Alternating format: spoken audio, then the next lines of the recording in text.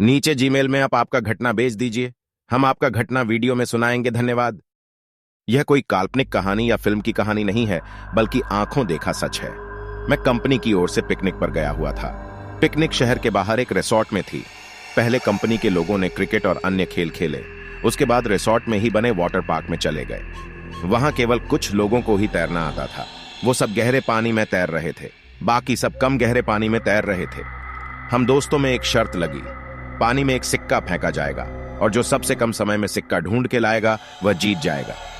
सबने बारी बारी से गोता लगाया, मगर किसी को सिक्का मिला तक नहीं। अगली बारी मेरी थी। मैं भी कूद गया, लेकिन पानी में जाते ही दृश्य बदल गया। मैंने पाया कि जमीन 20 या 25 फीट दूर थी। नीचे एक कब्रिस्तान दिखाई दे रहा था।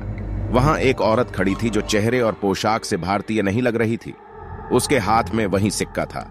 वह अपना हाथ ऊपर की ओर करके खड़ी थी।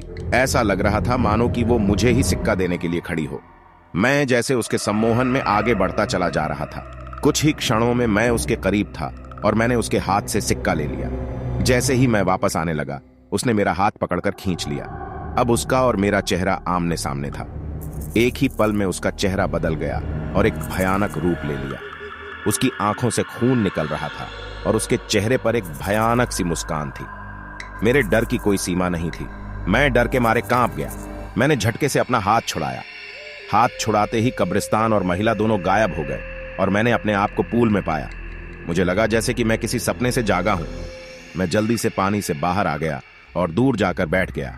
मेरी सांस फूल रही थी और मैं खांस रहा था। मेरे दोस्तों मेरी मदद करने लगे। थोड़ी देर में मैं सामान्य था। हर कोई पूछ रहा था कि क्या हुआ। मैंने बस सर हिलाते हुए कुछ नहीं में जवाब दिया। मैंने मुट्ठी खोलकर देखी तो सिक्का मेरे हाथ में था। यह देख मेरे दोस्त खुशी से उछलने लगे और मुझे बधाई देने लगे। दोस्तों ने फिर से शर्त लगाई, मगर मैं फिर से पानी में नहीं गया। शाम हो गई थी, हमारी बस जाने वाली थी। हम कुछ लोग सिगरेट पीने बाहर चले गए। मेरे दोस्त मजाक कर रहे थे और जोर जोर से हंस रहे थे। सामने खड़े एक अंकल हमारी बातें गौर से सुन रहे थे और बीच बीच में तड़का भी मार रहे थे। मैं चुपचाप खड़ा था।